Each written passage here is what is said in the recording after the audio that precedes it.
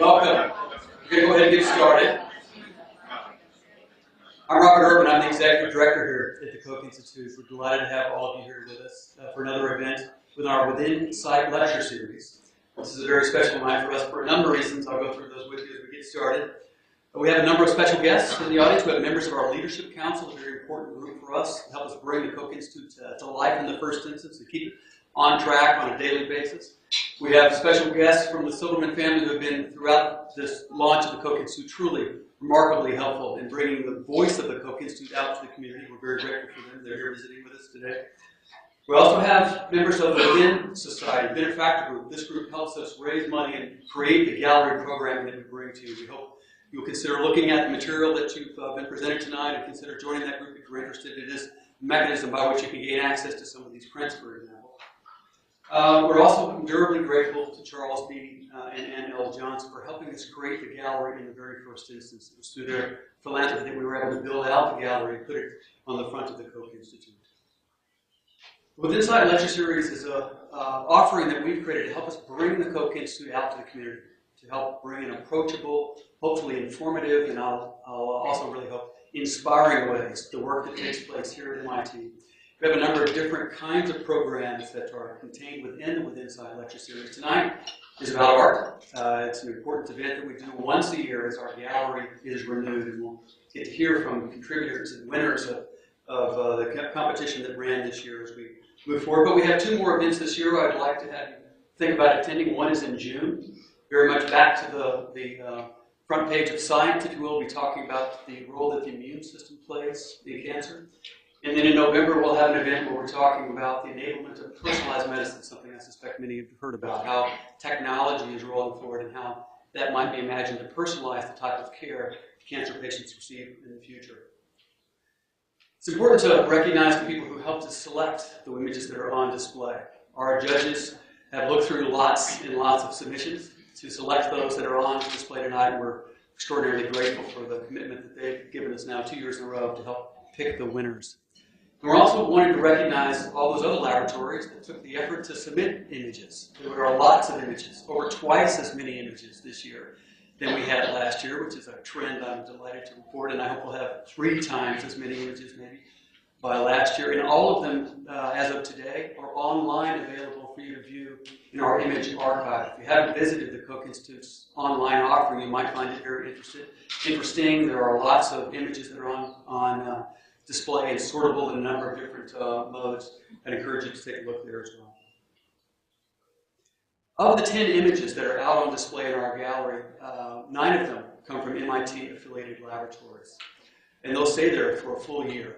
Meanwhile, we'll open the competition again. Submissions will come in and we'll review. And next year, about this time, we'll be renewing the gallery one more time. But one of the images is here through a partnership that we have with the Wellcome Trust. The Wellcome Trust in London and the UK runs an extraordinary image competition, one of the world's most premier, I believe. And this year, we're delighted to say that in addition to us having one of their images on display, and you'll hear about that in a moment, 2 of our images are going to be in London on display in their gallery as well throughout the next year. So we're quite delighted by that partnership. Each of these images is more than just a piece of art. It tells a very specific scientific story. And they're selected based on the fact that they're not only just beautiful, but they're quite informative. Each of those panels outside has a QR code. If you happen to have one of the gadgets that can read one of those things, you can shoot a photograph of that, and it will take you to a video where the scientists/artists describe in great detail the type of work that they're doing, the type of image that they created, or the technology that was behind how they collected that image. And you might find that fascinating. If you don't have one of those gadgets, and I suspect a significant fraction of you don't have a QR code reader, you can easily find all those videos again on the offering that's online or in the gallery portal. You can put a gallery portal on your phone and be able to walk through the gallery and get all the content that's there electronically. Before going past it, I want to recognize Alex Florentino. He is our public outreach gallery coordinator. If it wasn't for Alex, the gallery wouldn't exist. He puts his heart and soul into this, and you'll be hearing from Alex in just a moment. He's the individual that also gives what I'll call the priceless Koch Institute tour. So if you want to be interested in seeing the behind the scenes of the Koch Institute, Alex is your man.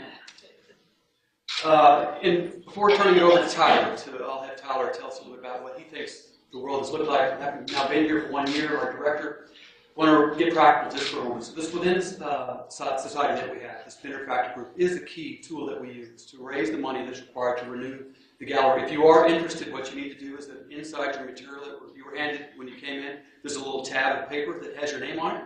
You can tear that off and leave that at the reception desk, and they'll send you information about the possibility of you being interested in joining this benefactor group. And again, if you do choose to join, you have an opportunity to perhaps gain access to those images that are printed in very high quality, limited edition box sets.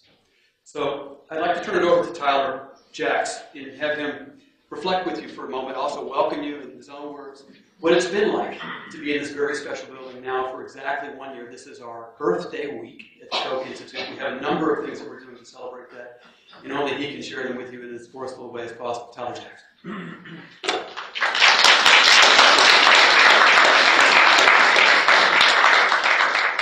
Thank you, Robert, and welcome everyone. I see many familiar faces, but I know that there are a few of you who haven't been to one of our evening programs before. This is actually a wonderful venue to bring the Koch Institute to friends and supporters and to the general public to tell you a little bit about what we do and to give you a bit of an inside view of the Koch Institute and about cancer research at MIT, and we think interesting new developments in cancer research more generally. And I want to thank Robert in particular for all the work that he does in support of the Koch Institute, but especially in support of this program. I think Robert really deserves credit for conceptualizing this program in general and does a lot of the legwork in pulling it together. So thank you for that. This is an exciting week for us. It is our birthday week. I think it was just a year ago today, in fact, that we had the inaugural ceremony out in the courtyard. So this is our 1-year birthday. And as such, I think it deserves a song. Happy birthday to you. Happy birthday to you. Happy birthday, dear Cassie. Happy birthday to you. That was lovely.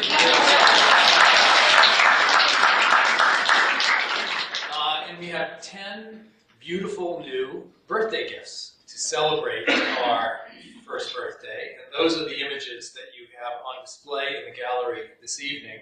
And you'll hear all about those images from the scientists / artists who created them.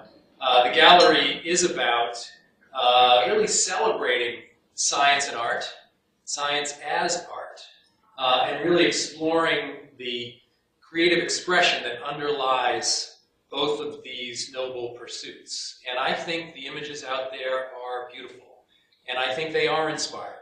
We developed the gallery to stop people in their tracks as they walked past, to encourage them to come inside the doors and to learn more about what was behind those images, and in that way educate them and excite them and inspire them. And some number of them will go on to get into this field and make great discoveries of their own. So thanks to the folks who were behind the images in this round and in the past round and in the future rounds as well. We're really excited about this program.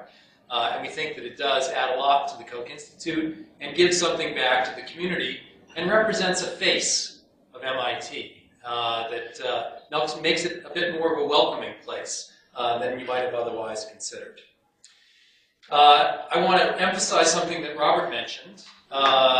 This program requires funding, and we've received significant funding in the past, and we're always looking for more funding. That's a theme that runs throughout all of my remarks. We're always looking for more funding. But it's true of the gallery as well. So we have a benefactor society, the Within Society, and to encourage you to become a supporter, we offer those books of limited edition prints of the images that appear in the gallery, and they really are wonderful.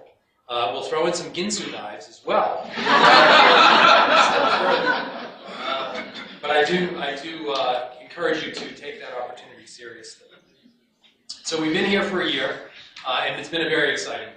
As many of you know, the Koch Institute is special in the sense that it brings together scientists, biologists, cancer researchers, and engineers who themselves have a cancer orientation under one roof, drawn from across the MIT campus to pool their talents and to work together to discover new information about cancer and to develop new approaches to control the disease.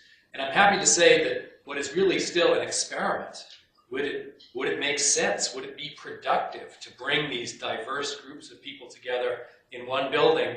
The experiment is paying off in spades. Paula Hammond, one of our engineers, is nodding enthusiastically. I like to see that.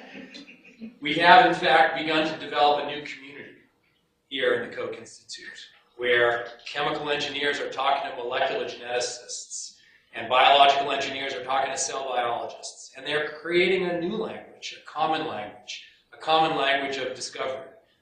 They are indeed pooling their talents and taking us in new directions that we simply could not have anticipated before we moved in. And so this is a tremendously exciting opportunity for us, and we're extremely grateful to the many people who have made it possible. Just to walk in the door and to go up the elevator and to hear the conversations bubbling up around us is incredibly exciting. You know, we were inspired in the early days from discussions that we had with Susan Hockfield shortly after her arrival, as she began to note the opportunities for this convergence, as she talked about, this convergence of life science and engineering, these two fields coming together, the opportunity of working on common problems collectively. But what we have here in the Koch Institute goes beyond convergence. What we have here now is a confluence. These great streams of engineering and science are now flowing together, and new ideas are literally bubbling up all around us, inspired by the conversations that take place and random interactions in the hallway and in the elevators and in the bathrooms. It's remarkable to see this generation of innovation that's taking place by virtue of bringing these folks with different perspectives together around a common problem. So we're extremely excited about what's happening here and extremely excited about what can happen in the future. Just to mention a few examples, and there are many, many that I could choose from, just a few examples of progress that has happened just over the last year. Our colleague Angelica Ammon, who studies the cell cycle, the processes by which cells make decisions to divide or not divide, and tries to understand the contributions of aneuploidy, the inappropriate amount of DNA, of chromosomes that cancer cells have to that process. She's undertaken a genetics, small molecule screen to find drugs that can specifically kill cells that have too much DNA. Now that's relevant because cancer cells almost always have too much DNA. Your normal cells have the right amount, and almost invariably cancer cells have too much. So if we could find drugs that selectively kill cells with too much DNA, that could represent a very important new direction in cancer treatment. And she has found such drugs, and those concepts are now being developed for preclinical and soon clinical testing.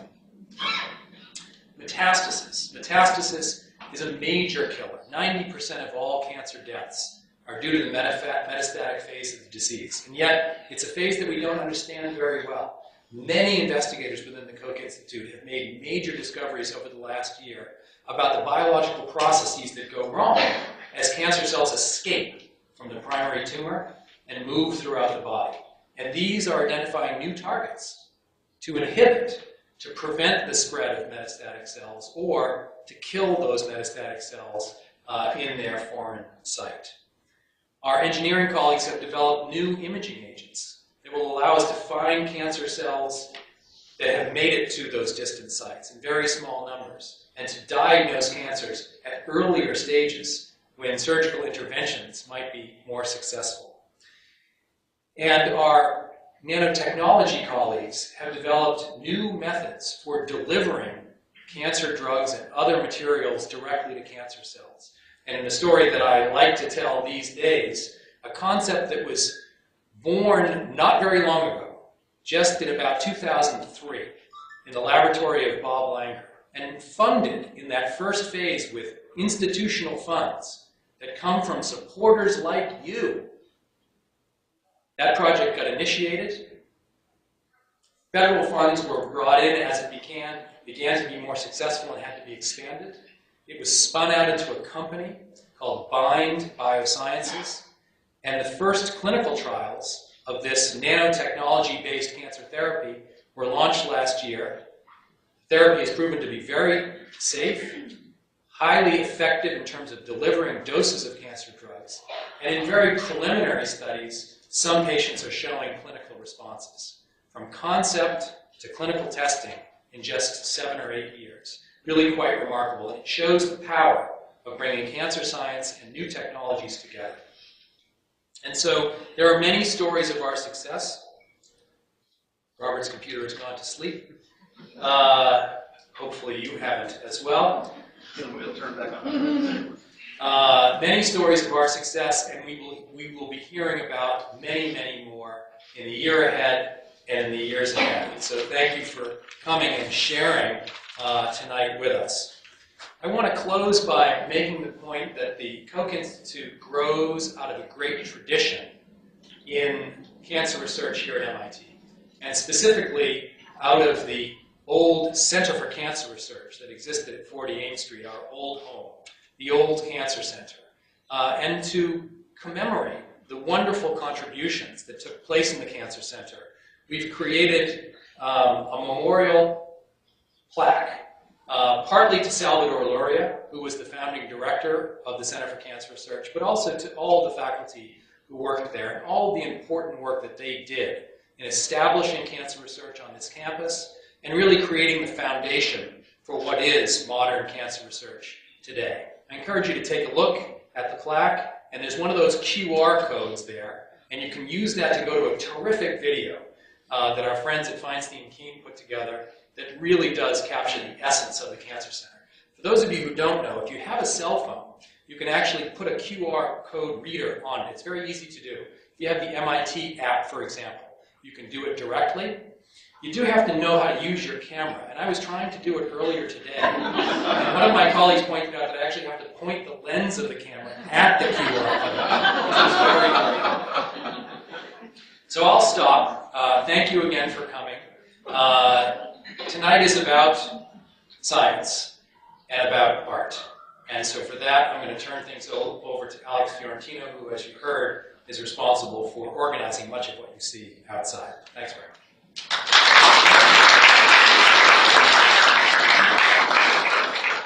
Thank you, Tyler and Robert. Both of your comments were great. Okay, so I'm just going to give a quick introduction to the format we're going to be using for the rest of the night. It's a little bit unusual, so kind of buckle up and be ready. Basically, what I've asked our great scientists, artists, engineers to do is take months or years of their research and boil it down into 2 minutes for all of you, and also make it into 2 minutes that anyone can understand. So not a small task that I've given them, but I think they'll do admirably from what I've seen of them already over the last few months. And so inevitably, from a 2-minute talk about the kind of science and engineering that these folks are doing, you'll have some questions. If you do, hang on to those till the end. At the very end of the sequence of talks, we'll bring all the speakers back up, and you'll have a chance to ask any questions you'd like of them. So without further ado, I will kick things off with our first scientist artist, and that is Benjamin L. Larson from the Lang Lab right here on the 6th floor of the Koch Institute. And Benjamin is going to talk about his image right here, which is entitled Building a New Hip, Cartilage Grown on a Woven Polymer. Thanks, Alex. 12 years, 2 minutes, here we go. So we were asked to come up here and tell you a little bit about our picture and about why we took the picture, why it's important to us. And to me, what's so important and what's so cool about it when I took it, why it was just like something rose up inside of me that this is going to be really important, this is really amazing, is that when I take a section, a small slice of human cartilage, a hip or a knee, cadaveric tissue, people aren't alive anymore. When I take that tissue and stain it with this franano that I stain it with, this is what I see. Only this is not a cadaveric tissue, this is not from a human, this is stuff that we grew. And we grew it out of stem cells, we grew it out of polymer, and it's just amazing. On the other side is bone. And we have a beautiful transition zone in between. Really cool stuff that we're doing here at the Koch Institute on the 6th floor. Why we wanted to do this was because many cancers are non-metastatic and they can be removed, and that's great. But people need a restorative function, and so the amputees, the osteoarthritis, the trauma patients, you need restorative function to hip or knee that's been removed. And so we're hoping to replace that with cartilage and bone grown in the laboratory here at MIT and in the Koch Institute, thanks to donors like you. And so this here is just cartilage that we grew. This is focused more on the cartilage side. Our polymer, you can barely see it up in the top left. The interwoven polymers are since then biodegraded, and so you can't see them anymore. The cells are the green, and the cartilage is the red. And again, it's just to me and to other more osteocyte surgeons, it just looks beautiful. It is cartilage. It is what you'd see in the body, and that's exactly what we want to see. The only difference is it's grown from scratch, and it's grown here in our laboratories to hopefully help restore function to people in the near future.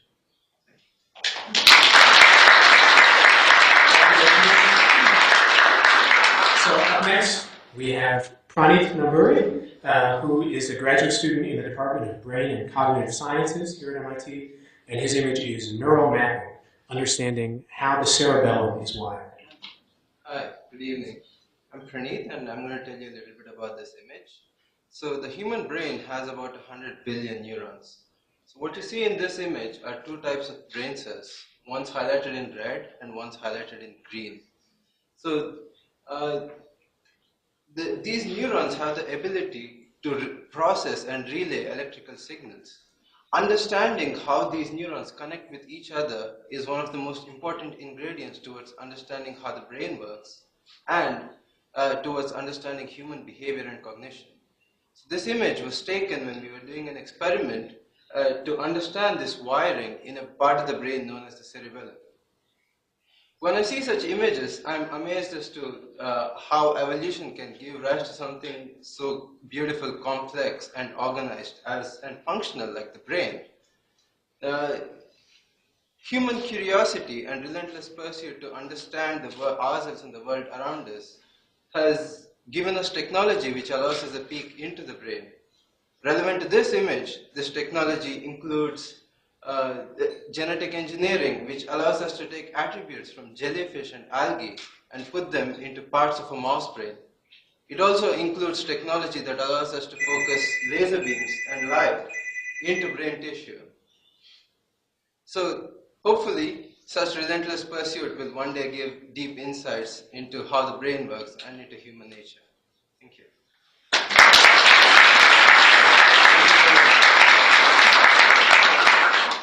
So up next we have Salil Desai, who is from the Bhatia Lab here in the building as well, and his image is motor control. How does a cancer cell power its movement? And I encourage you, Salil, I think, to hold the mic next to us. You have the laser pointer, right? Sure, yeah, it's just tucked right behind you.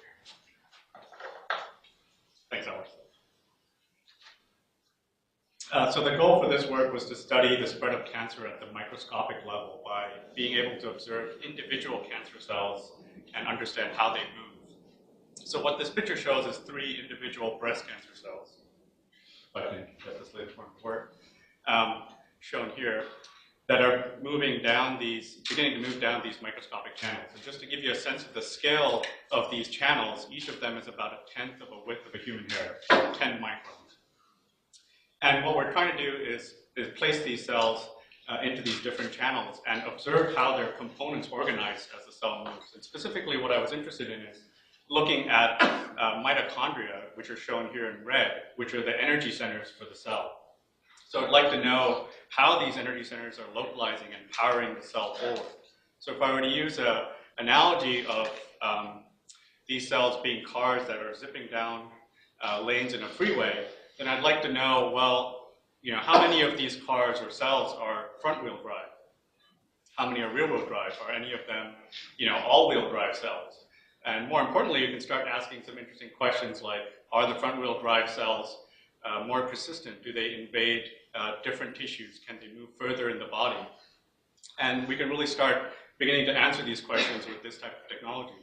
And what I like personally about this image besides the colors, is that it sort of evokes a sense of being new possibilities. So we can do this with one type of cancer cell. These are just breast cancer cells. We could do this with pretty much any other type of cancer cell, get them to move in these channels. And the more we understand about the underlying mechanisms of how the cancer cells move, the more we can think about how to stop them or put the brakes on them so that we can start fighting the spread of cancer. Thanks.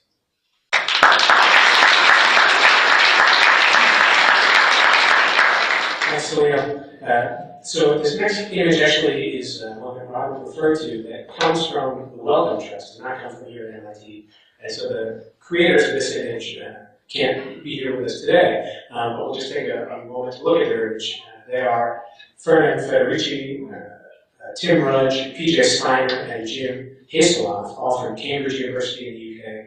And this image shows what we call bacterial conversations. So this is self-organizing communities of Bacillus subtilis.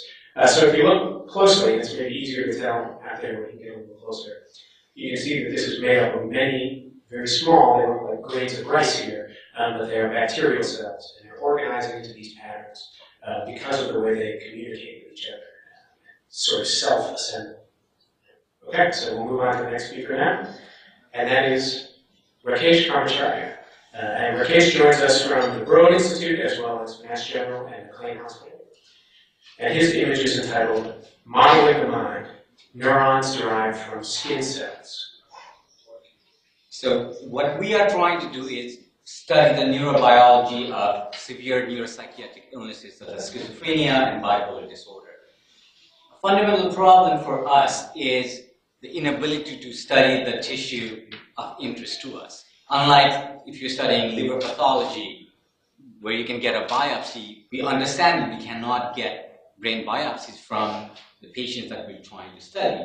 So we've been limited in studying postmortem brain specimens or doing imaging, which has its advantages, but we've been severely limited in that aspect. So we were fortunate to have this advanced stem cell technology in the last couple of years that allows us to go from any cell in the body, in this case a skin cell, and reprogram it to becoming the equivalent of an embryonic stem cell. So what we do is take a skin cell from the patient and then make what are called induced pluripotent stem cells. These are for all practical purposes like embryonic stem cells. The advantage now is that once you have those cells, you can make any tissue in the body. They have the potential to make any tissue in the body that is of interest to us. And in our case, it's neuronal cells. So first we take those induced pluripotent stem cells, make them into neural stem cells, and then let them differentiate into the different kinds of cells that comprise our brain. So in our picture here, this was something that was differentiated over 2 months. We let them develop over 2 months from the neural stem cells. And the green ones show the neurons. And then the ones in the background that you can see in red are what are called the glial cells, which are often thought of as the support cells, but they also have a pretty important role in the way our brains function. The blue one just shows the center of all the cells. That's where the nuclei are. And it's amazing how our brains are three-dimensional structures, but even in a two-dimensional plate in the dish in the lab, we can see the beauty of all the connections that the different neurons are making between themselves. And the idea is we're trying to see when we make those images from patient cells as well as healthy controls, are there differences that we can observe in these living, growing neuronal cells? In the event that we can find robust differences between those control ones and the diseased ones, then the idea would be to try and do screens with small molecules to try and see how we can correct those deficits, correct those differences that we can see in the diseased cells that we don't see in the healthy cells. Thank you.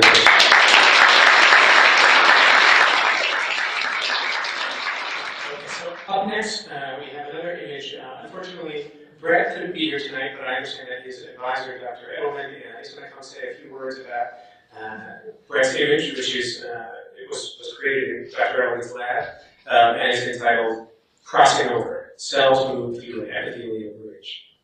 So I have the privilege of representing a student, which doesn't often happen. Brett's a brilliant student, he's a brilliant postdoc, and he really very much wanted to be here tonight. But it's also the opportunity to thank the leadership of the Koch Institute for their pioneering work in really bringing the MIT campus onto the forefront of the integration of science and engineering. Our laboratory uses engineering principles to study how fundamental issues in cell biology affect the development of organs and then explain basic disease. We asked a very simple question. If I asked all of you sitting on this side of the room to move to the other side of the room, would we still have the same interaction? All cells, all organs, start with the same fundamental building blocks, and the wonder is that we create these beautiful people that we are. And so what Brett did is he asked a very simple question. If I just take two cell types and I put them together, what happens? And they found that like communities, cells tend to isolate themselves, but they find magnificent ways of bringing themselves together. And what he discovered using fairly sophisticated imaging technology is that a cell can create its own bridge. And you see these cells here, highlighted in green, are epithelial cells. And they're hurtling over endothelial cells, a different kind of cell. This process is very orderly, very arrayed in normal tissue, and it grows and it goes entirely disarrayed when there's disease like cancer. It's a spectacular image. It's an image which took extraordinary feat of engineering to capture, and it has profound ramifications for the way we think about normal and disordered development. And it's really an honor to represent a student in an assembly like this. Thank you.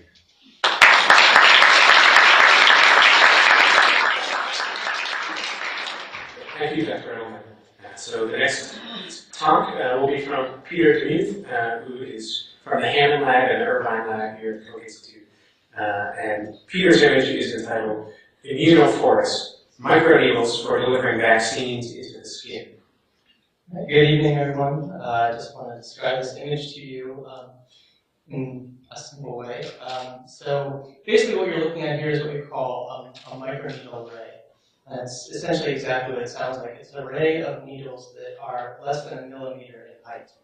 And this image was taken as part of an effort by our lab to create a non-invasive vaccination strategy that would overcome a lot of the challenges that are inherent to the use of hypodermic needles. And so the idea here is that this microneedle array could be simply and easily placed on the surface of the skin to deliver a vaccine in a way that is safe, inherently more effective as a vaccine, easy, convenient, more cost-effective, and my favorite, inherently painless. So why is this image beautiful? To me, it represents our ability as materials engineers to create strategies on a very small size scale that overcome some of the problems that we face in our world today. And coupled with that, I think it's beautiful because it represents a platform that has the potential to really change the way we think about vaccination, has the potential to address challenges that current vaccines can't really address. One of the most promising, I think, is the ability to deliver vaccines to areas where they're perhaps most needed, to areas of the world where the burden of disease is the most heavy. But currently, the technology that we have make it difficult to get those vaccines to those areas of the world. So thank you.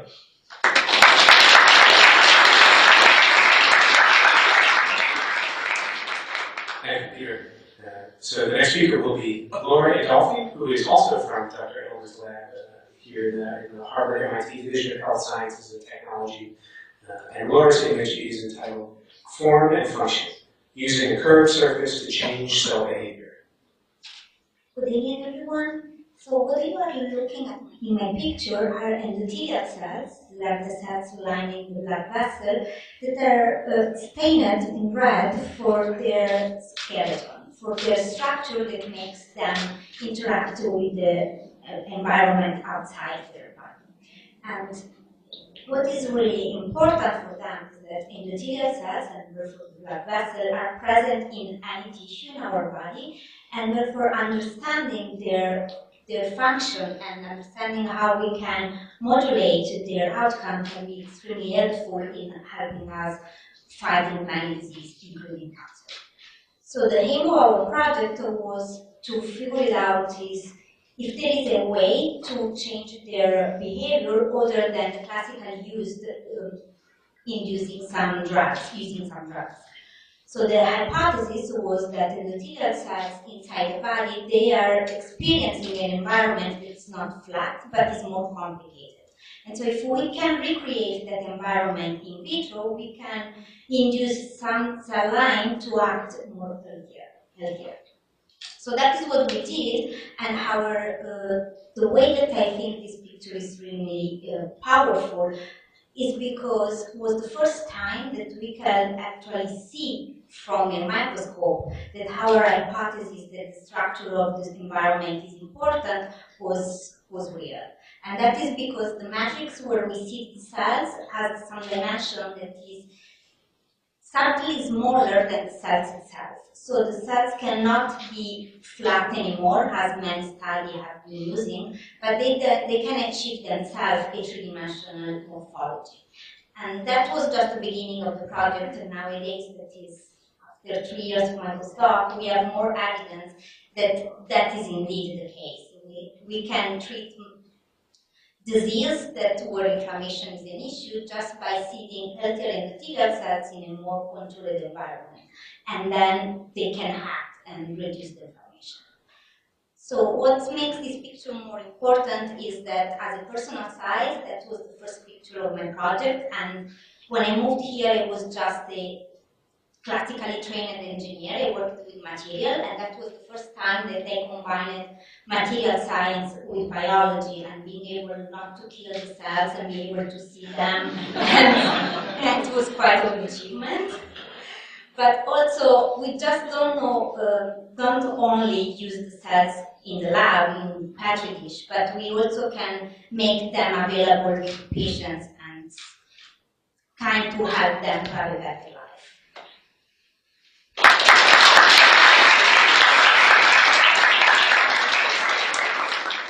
Thank you, Laura. So this second to last image is from another speaker who wanted to be here, but unfortunately couldn't make it. And that's Miji, who is a researcher in the Van Hoevenarden lab in both the Department of Biology and the Department of Physics here at MIT. And Miji's image is this, which is entitled Breaking Rank, How Identical Cells Take on Different Fates. And I always, when I see this image now, I always think of how Miji described it to me in the interview we conducted for the website, where she said this is a humble worm that she spent months and months working with. And it's this fairly simple organism, not very many cells, but that tells biologists, including me, a great deal about how life works. And in this case, she was looking at, you can see this cell right here is in the process of moving from its place in kind of this sequence back further toward the tail of the worm. She's trying to understand exactly how the signals work that tell this cell to move backwards and another one on the other cell to move forwards when initially they seem to be identical cells. So that's Miji's image, and then that will move on to the last speaker of the night, which is Christopher Turner, who is from the Heinz Lab here at the Koch Institute. And Chris's image is building a biohighway. How does a lymphatic cell develop? Good evening. So my image actually shows a lymphatic vessel. So this big green structure here is a lymphatic. And in red you can actually see red blood cells that are flowing through blood vessels in the skin. Now, for those of you who have not heard of lymphatics, lymphatic vessels actually absorb fluid from tissue and actually pass it back into the blood supply. They're also important for the movement of immune cells. So immune cells actually travel through this pipeline of lymphatic vessels around the body. We're particularly interested in them because it's been actually known for hundreds of years that tumor cells can also use these lymphatic vessels as a pipeline to spread around the body. So by learning more about these vessels and potentially by stopping primary tumors from recruiting these pipelines, we might be able to stop primary tumors using this highway to spread around the body. This image actually, I get quite fond memories when I look at this picture because I actually took it around midnight. It's actually a Friday night when I should be thinking about the weekend. My wife was calling me out, telling me to come home. I was in a dark microscopy room. But it actually took me about 6 weeks to get to the stage of this kind of image. So it was a lot of work, and finally I cracked it. I got my first real look at a lymphatic vessel. And it's only due to advances in microscopy that we can actually image deep into tissue now and actually visualize blood vessels and lymphatics in vivo. So, thank you.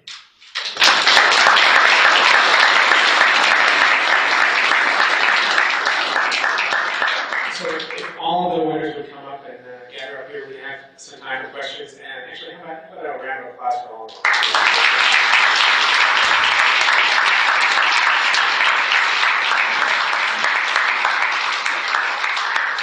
And if you have a question, please raise your hand and we'll bring the microphone to you. Any questions? So who picks the colors? Oh. Yeah.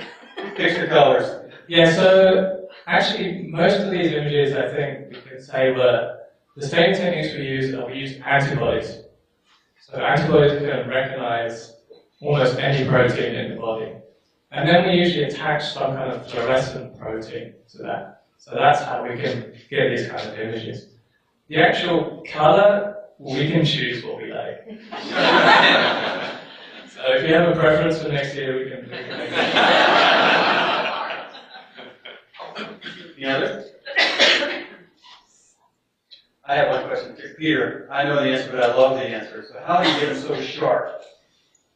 Those needles. Yeah, so the process that goes into making what you're seeing in the image is fairly simple, actually.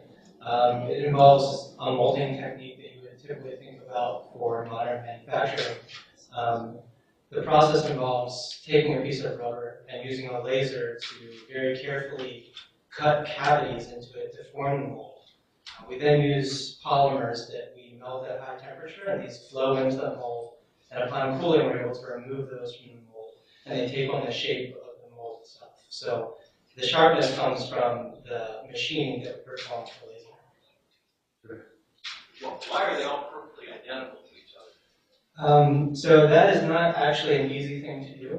It's actually quite difficult, and you have, for this image, you probably have hundreds of images that look not nearly as good as this. So it's a process that takes a lot of optimization and a lot of fine control over the laser itself.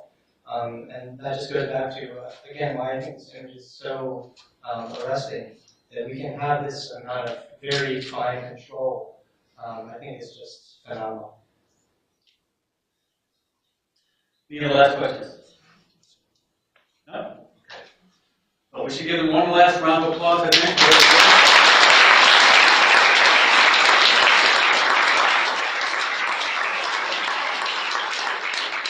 Our evening ends with a little bit more networking. So all of the science artists will be available to chat with you specifically about what they do. There's refreshments out for another 30 to 45 minutes. Thank you for coming. I hope you come again. We have another event in June. Thank you.